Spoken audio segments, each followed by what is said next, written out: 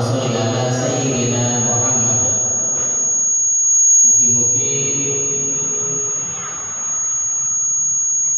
kita sedaya tansah diakoni dadi umat Nabi Muhammad ingkang benjang dan akhirat berhak angsal syafaat mugi saged kempal kaliyan Rasulullah datang surgane Allah. Amin amin ya rabbal alamin. Monggo sareng-sareng kita awali pengaosan kita sore menika kanthi waosan Al-Qur'an suratul Fatihah. Mugi napa ingkang dadi hajat kita sedaya dijabah kaliyan Allah. Ila hadratin Nabi Mustafa Muhammadin sallallahu alaihi wasallam wa ala alihi wa ashabihi wa ahli baitihi wa jami'i ikhwanihi min al-anbiya wal mursalin wa syuhada'i wa sholihin wa ila a'immatil mujtahidin Abu Bakar wa Umar wa Utsman wa Ali wa ila jami'il malaikati wa rabbi wa ila sultani awliya al-arifin Syekh Abdul Qadir Al-Jilani radhiyallahu anhu. Sayyidina wa lahumul Fatihah. A'udzu billahi minasy syaithanir rajim. Bismillahirrahmanirrahim. Alhamdulillahi rabbil alamin. Ar-Rahmanir Rahim. Maliki yaumiddin.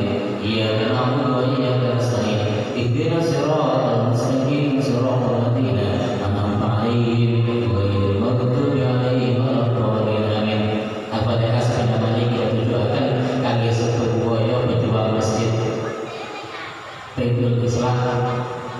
Mugi-mugi kita kalian Allah akan sampun sedo, mugi-mugi di ngapura sedaya dosane kalian Allah angsal pangeran ingkang minulya saking Allah.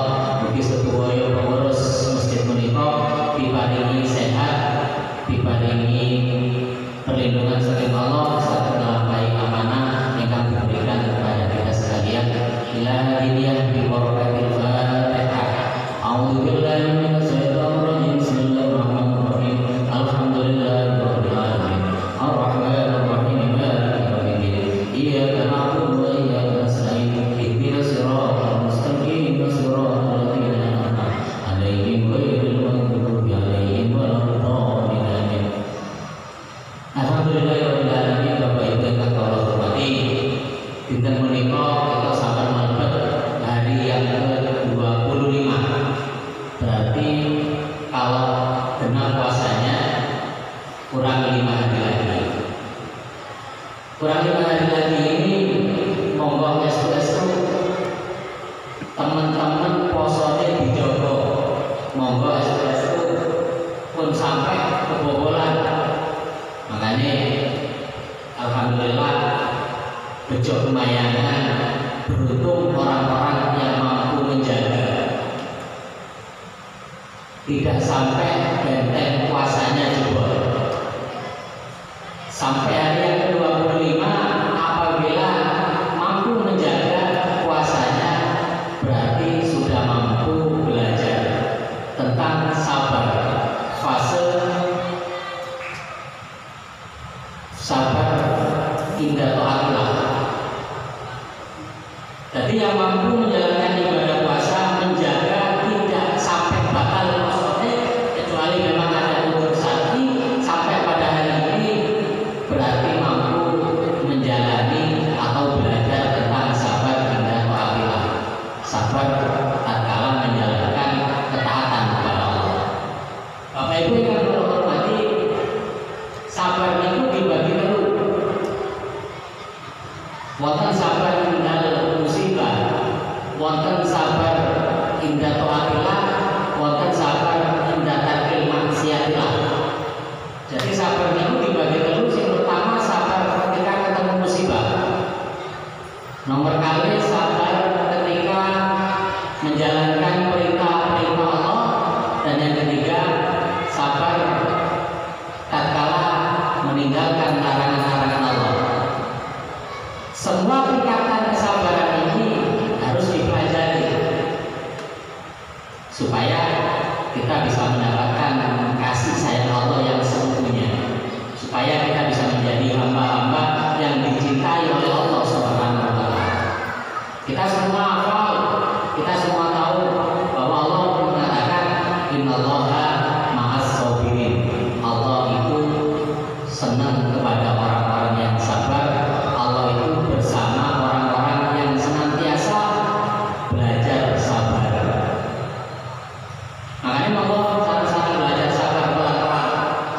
Masih kadang nggih panel, tapi memang harus dipelajari.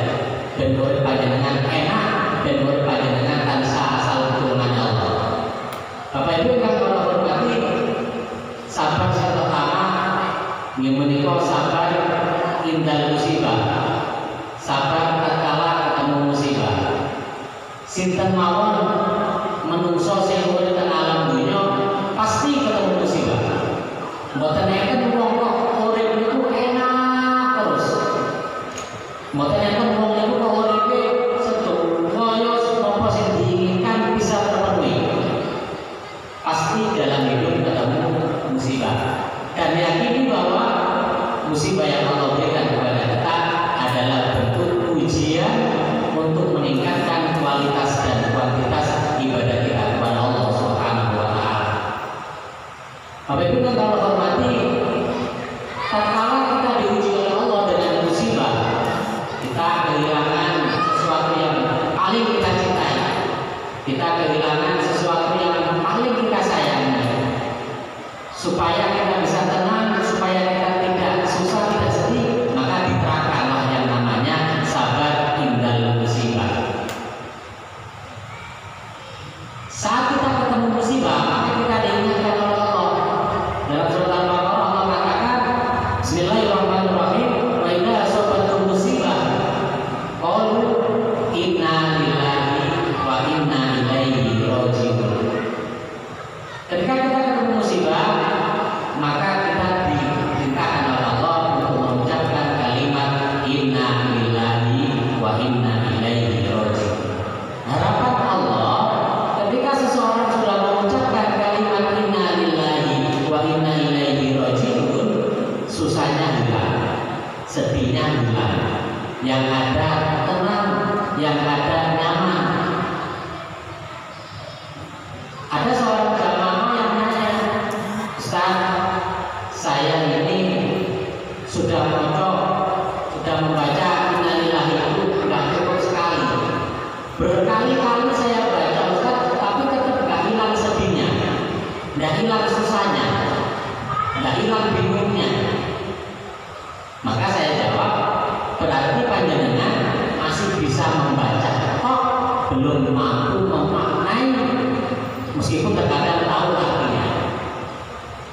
Bapak Ibu yang kami hormati, innalillahi wa inna ilaihi raji'un, insyaallah semuanya tahu artinya. Innalillahi, bahwa semuanya lillahi itu milik Allah, wa inna ilaihi, dan semuanya kepada Allah raji'un akan kembali. Makna kalimat ini adalah ma baina sama'i wal ardi lillah. Apa yang ada di antara bumi dan langit itu adalah milik Allah. Dan semuanya akan kembali kepada Allah. Manusia tidak punya apa-apa. Semuanya milik Allah tanpa terkecuali. Manusia tidak punya apa-apa. Manusia hanya dititipi, manusia hanya diamanai. Sampai pada akhirnya semuanya akan diambil kembali oleh Allah, dan cara Allah mengambil bisa karena Allah.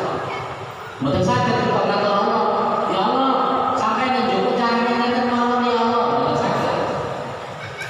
Semuanya enggak ada di Allah, dan cara Allah mengambil kita sebagai Allah.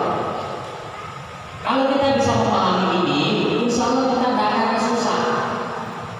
Contoh paling gampang ya, panjenengan duwe 100.000, kali siji-siji ini nanggone dompet.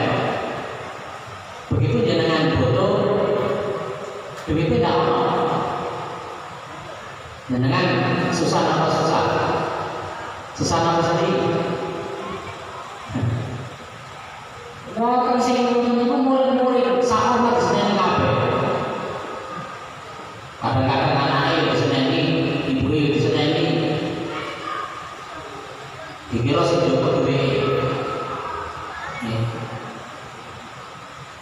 Nah, kalau ngerti, duit ini nggak ada istilah, nggak ada istilah, nggak ada Allah. Terus sing jowo sih, sing jowo di Allah.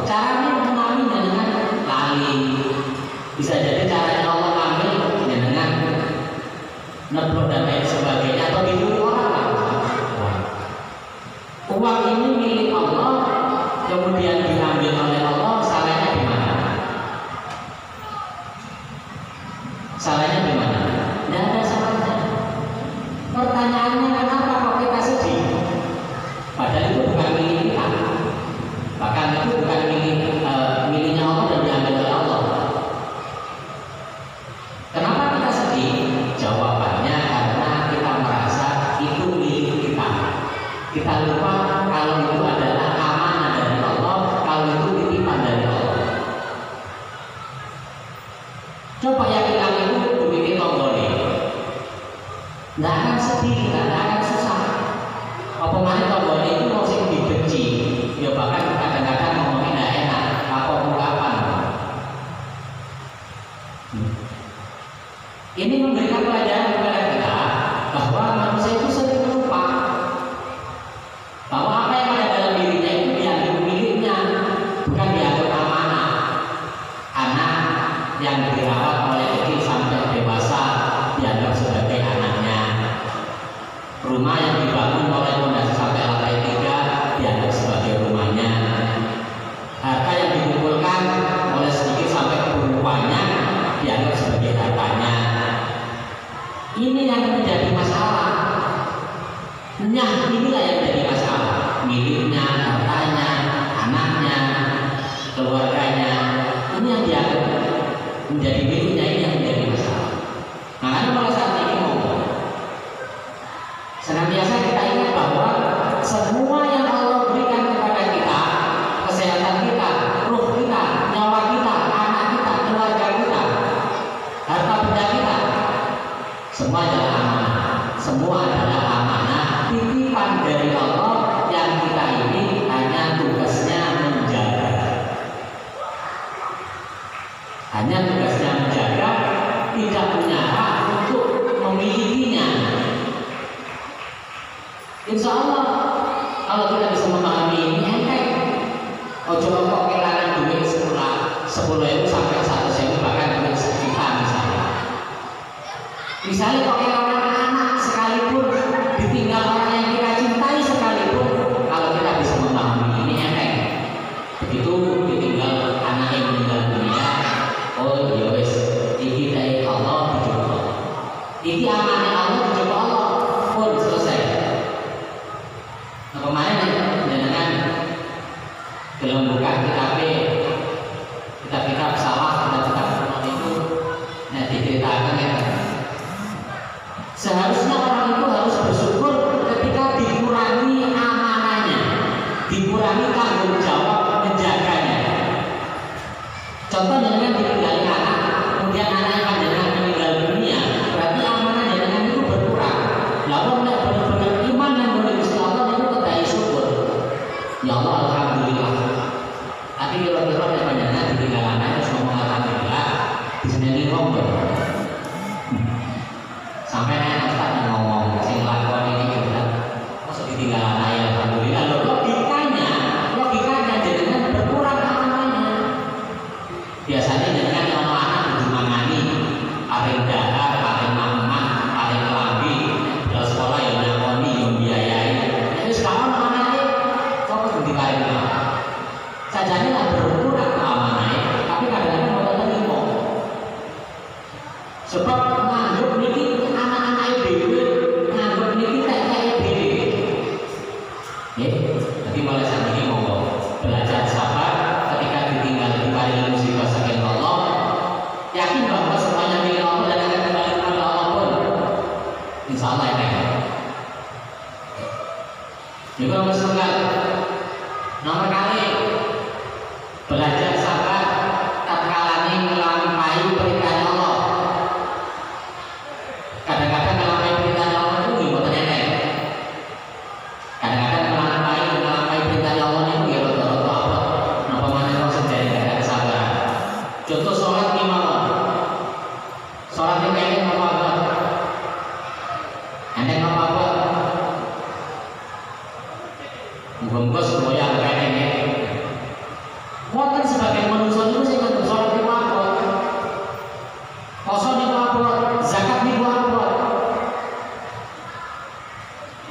Supados enteng, ngelampaui sholat, ngelampaui poso, ngelampaui zakat dan sebagainya, mulai saat ini dirubah.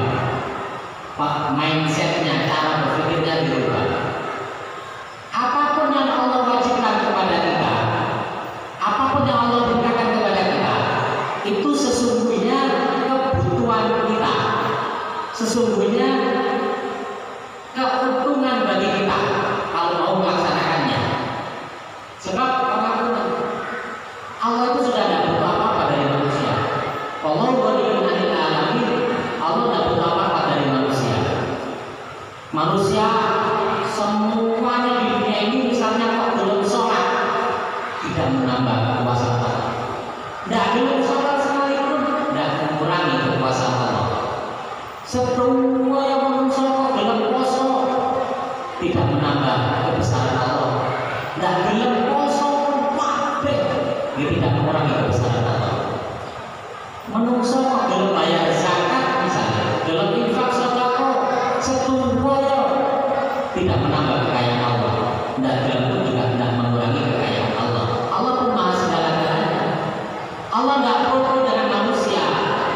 Sing foto niku menungsane nang Gusti Allah. Sing foto sholat niku mboten Allah, tapi menungso sing foto sholat.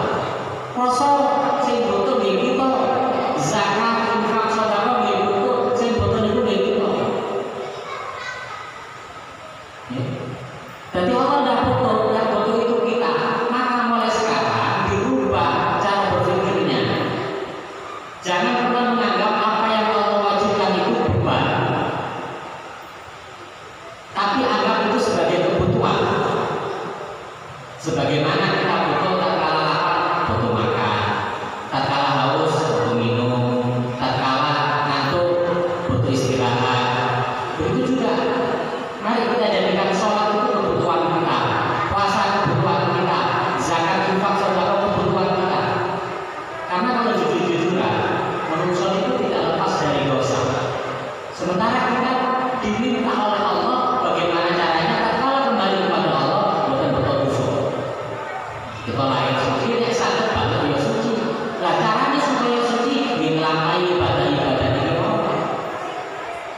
Dan insya Allah, uang yang menganggap ibadah, sholat, poso dan seterusnya itu kebutuhan, beda hasilnya tatkala dianggap sebagai kewajiban. Sholatnya dianggap kewajiban, pokoknya mari.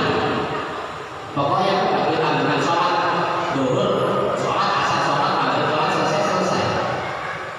Tapi kalau sholat itu dianggap kebutuhan, diperhatikan mulai wudhunya, mulai pakaiannya, begitu masuk sholat diperhatikan bacaannya. Jangan sampai sholat saya tidak diterima oleh Allah. Masa niatan kami menahan lapar dan dahaga, waktu mereka kumpul kalian bojo di siang hari, tapi diperhatikan benar. Ojo sampai poso ini oleh lapar, oleh dahaga toh pahalanya boten angsal. Jadi itu yang dianggap kebutuhan. Jadi semua amal ibadah kalau dianggap kebutuhan itu benar-benar akan kita lakukan dengan sungguh-sungguh. Pripun caranya ditampi kalian Allah. Dan kewajiban dianggap beban, selesai. Sekali lagi mulai saat ini monggo. Allah tidak butuh dengan kita, kita yang butuh dengan Allah. Allah tidak butuh sholat kita, kita yang butuh dengan sholat kita. Makanya begitu duhur selesai kita tunggu asar, kapan asar? Asar selesai kita tunggu maghrib, kapan maghrib?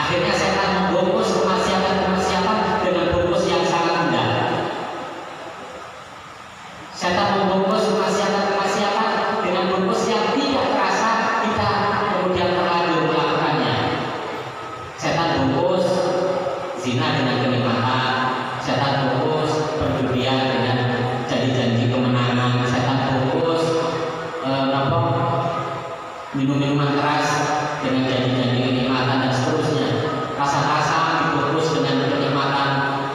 Tapi terkadang kita ini nggak merasa sudah terjerumus dengan bergerak setan. Makanya agar kita ini memiliki kesabaran untuk tidak melakukan apa yang dilarang oleh Allah, untuk meninggalkan apa yang dilarang oleh Allah. Mari kita senantiasa ingat bahwa setiap amal perbuatan kita ini kita bertanggungjawabkan di hadapan Allah. Setiap amal perbuatan kita kelak akan kita terima balasannya masing-masing. Tidak hanya di akhirat, bahkan di alam kubur pun kalau melakukan kejahatan sudah akan dibalas oleh Allah Subhanahu wa taala. Semoga dengan begitu kita terus ingat. Nek jangan ngelakoni keelekan ingat waktu disiksa. Semoga dengan demikian kita bisa terhindar untuk tidak melakukan apa yang dilarang oleh Allah Subhanahu wa taala.